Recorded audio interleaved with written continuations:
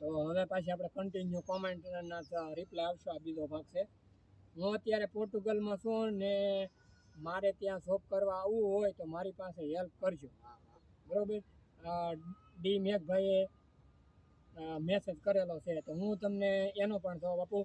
ભાઈ અત્યારે છે ને હું કોઈ અનલીગલી અહીંયા કામ નથી કરતો અને અનલીગલી વાળા માણસો મારી પાસે નથી કે તમને રોકડે અહીંયા કામે રાખીએ, બરોબર, 2 નંબરમાં રાખીએ. અહીંયા 2 નંબરનું કામ કહેવાય અને ઇન્ડિયાની ભાષામાં કેશમાં, બરોબર. એવું કોઈ મારી પાસે અત્યારે છે નહીં. એવું હશે તો હું ઇન્ફોર્મેશન આપીશ. અને તમારી પાસે પરમેનન્ટ રેસિડેન્ટ કાર્ડ હોય તો તમે કામ પર આવી શકો, બરોબર. તો હું તમને નોકરી અહીંયા લગાડી દઈશ. પણ તમારી પાસે ટેમ્પરરી રેસિડેન્ટ કાર્ડ હશે 2 વર્ષનું 3 વર્ષનું તો નથી કંઈ થાય એમ મારથી, બરોબર. એવું હશે તો હું જણાવીશ. ઇન્સ્ટાગ્રામમાં મને મેસેજ કરજો ભાઈ. પછી પ્રદીપભાઈ ડી સુહાને કીધું કેટલા મળે આ કામના, તો કલાકે 13 યુરો મળે. અને એમાં એવું કીધું કે તમે કોઈ મહાદેવભાઈ આર પટેલ કહે તમે ગુજરાતીમાં બનાસકાંઠા વતની છો? નહીં, હું ભાવનગરનો છું. મારું ગામ પાવઠી છે, તળાજા પાસે આવ્યું, બરોબર. ને હું સુરત રહેતો હતો. ભાઈ કલાકે 13 યુરો એટલે ઇન્ડિયાના કેટલા રૂપિયા થાય? 13 યુરો એટલે અત્યારે માનો નહીં કે 1100ની આજુબાજુ થતા છે. 1 યુરો એટલે 90 રૂપિયા છે અત્યારે. હા, બરોબર. હિરેનભાઈ પ્રજાપતિ કે આ મશીન ઇન્ડિયામાં મળે કે ભાઈ? ઇન્ડિયામાં મેં નથી કાલે જોયું. મળતું હશે કે કોઈ મોટી કંપની હશે તો હશે ના.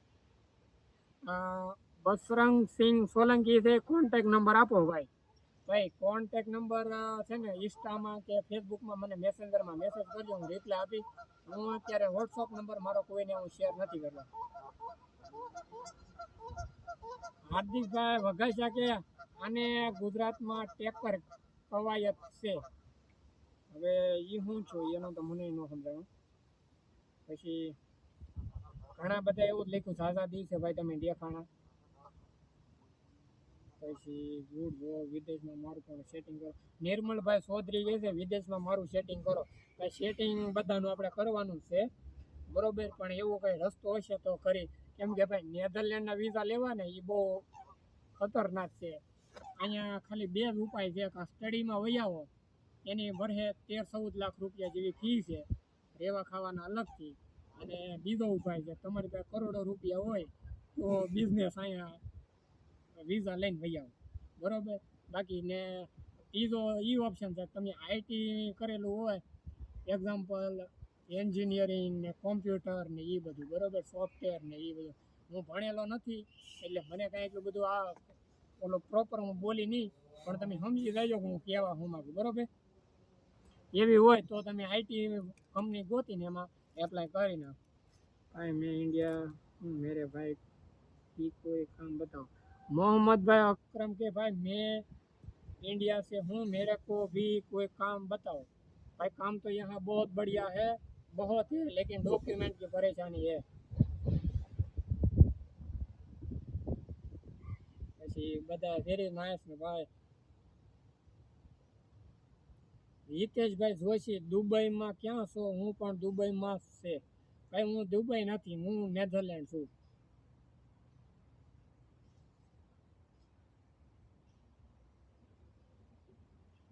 હા, વિને મિસ્ત્રી કહે છે ભાઈ તારો જોબ તો પાયલોટ કરતા પણ સારો છે. એટલે એનો મતલબ તો હું છો ઠીક ડ્રાઇવિંગ સારું છે એવું કહેતા હોય તો હવે ભાઈ અમે શીખી નહીં એ ભાઈ એવું કહેવા માંગે તો પાયલોટની જોબ છે ને, એરોપ્લેન ઉડાડો પાયલોટની જોબ એની કરતા તારી જોબ સારી છે. એવું છે. હું સમજો પહેર્યું ભાઈ તારો જોબ તો પાયલોટ કરતા પણ સારો છે. એટલે ભાઈ હેલિકોપ્ટર પ્લેન તો આપણે ક્યાં ઉડાડીએ છીએ, આપણે ભણ્યા નથી. પગાર શું આપે? 13 યુરો આપે. નેધરલેન્ડમાં કઈ બાજુ? નેધરલેન્ડમાં ડેનબો સિટીમાં છું. બહુ દિવસ છે દેખાયા ડિયર. હા ભાઈ મારા નેધરલેન્ડ આવવું છે તો શું પ્રોસેસ છે? ભાઈ વિડીયો જોઈ લેજો એમાં બધી પ્રોસેસ કે, કેમ કે એકની એક જ વાત બધે ફરીને આવે છે એટલે હું નહીં બોલું.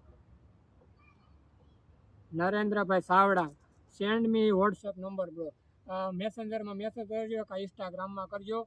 ભાઈ વેકેન્સી હોય તો કહેજો ભાઈ. નિલેશભાઈ પરનામી વેકેન્સી છે તો પાક્કું જણાવી.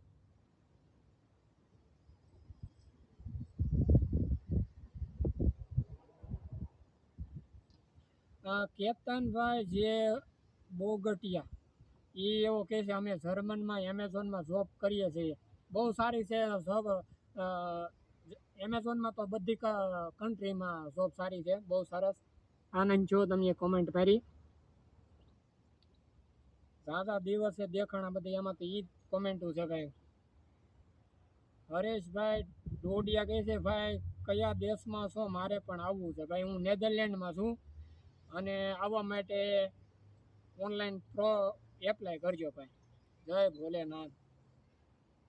કઈ કંપનીમાં જોબ કરો છો? કેતનભાઈ જે બોગટિયા કહે છે કઈ કંપનીમાં જોબ કરો? હું ભાઈ મેડિસિનની કંપનીમાં, આ જે અમારો વિડીયો છે એ મેડિસિનની કંપની છે. એમાં બધા ઓર્ડર પેકિંગ હોય, આજુબાજુની બધી કન્ટ્રીમાં જાય છે. તો એની અંદર આપણે પેરાસિટામોલ ને પાણીની બોટલ લઈ જે આવે ને, ઓલી નળિયું ને બોળિયું ને એ બધી એ અંદર છે ખોખાની અંદર, એ બધું કરવાનું. ભાવનગર કે અમરેલી? ભાઈ તો ભાવનગર ભાઈ. આ ભાવિનભાઈ ગોહિલ રાજપૂતનો સવાલ છે. અર્જનભાઈ દરબા ગુજરાતમાં ક્યાંથી? ભાઈ હું સુરત રહેતો ભાઈ. તો વિમલભાઈ ઠક્કરનો મેસેજ છે કે ઇન્ડિયા ક્યારે આવો છો? ભાઈ ઇન્ડિયા ડોક્યુમેન્ટ બની જાય પછી આવશું અને આપણે મળશું. મોટું વેકેશન લઈને આવી.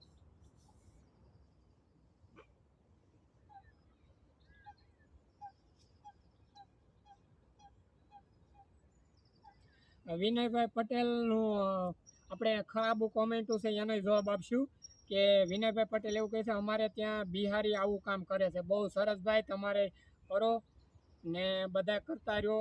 અને આપણે પૈસાનો મતલબ છે બરોબર. કામ તો બધે નાની મોટી જોબ ધંધા ગમે કરો બરોબર. આપણે પૈસાથી સવાલ છે, એટલા માટે નાની મોટી જે જોબ કરો બહુ સરસ છે ભાઈ. અને બિહારી ભાઈ કરતા હોય તો ભલે ને, હું તો ગુજરાતી છું ભાઈ, હું કરું છું ને હું જે કરું છું એ દુનિયાને બતાવું છું બરોબર. તમારો નંબર આપો, ક્યાં આવવાનું ભાઈ? હવે શૈલેષભાઈ કથોસના ક્યાં આવવાનું ભાઈ? આ નેધરલેન્ડ છે ભાઈ. કમેન્ટો તો બહુ જ છે ભાઈ. તમારું નિકુંજભાઈ રોય કહે છે તમારું કયું ગામ? મારું ગામ છે પાવઠી તળાગા, રહેતો સુરત. સીતારામભાઈ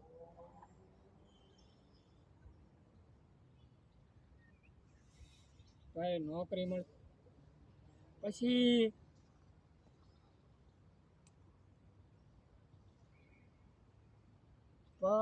પ્રકાશભાઈ ઓઢેરા એવું કહે છે ઈપીટી નથી ભાઈ, લોપ લોલોપ લોલોપ છે.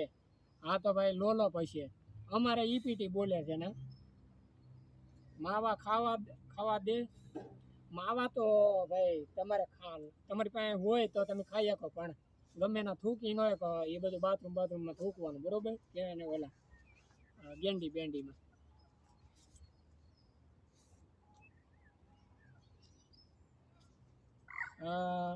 નલિન ઓઢેરા કે ભાવનગરના લાગો છો? હા ભાઈ લાગુ છું ભાવનગરના. તો ઘણી બધી કોમેન્ટો છે, તો ઘણા બધાના સવાલના જવાબ આપ્યા ને હજી અમુક કોમેન્ટો રહે તો હું ફ્રી થતો જાય તો જવાબ આપતો રહે. અને ટાઈમ મળશે તો રવિવારે કાલ કે પરમ દિવસે લાઈવ થાય, અને નહીં થાવ તો ગમે રીલ્સ બિલ્સમાં વિડીયો દ્વારા માહિતી આપતો રહીશ. અને જો કોઈને માહિતી જોતી હોય તો બધા મને ઇન્સ્ટાગ્રામમાં અને ફેસબુકમાં મેસેન્જરમાં મેસેજ કરજો. હું ફ્રી થાય એટલે જવાબ આપી દઈશ બરોબર. અને મારી પાસે છેલ્લો પ્રશ્ન કે મારી પાસે કોઈ એજન્ટ નથી ભાઈ, અને મહેરબાની કરીને મારી પાસે કોઈ એજન્ટ માગતા નહીં. હું પૈસા દઈને નથી આવ્યો. હું અહીંયા આવ્યો છું યુક્રેનથી. એ હું આખી સ્ટોરીનો વિડીયો બનાવી અને એ પણ હું અપલોડ કરીશ. જય માતાજી, જય દ્વારકાધીશ.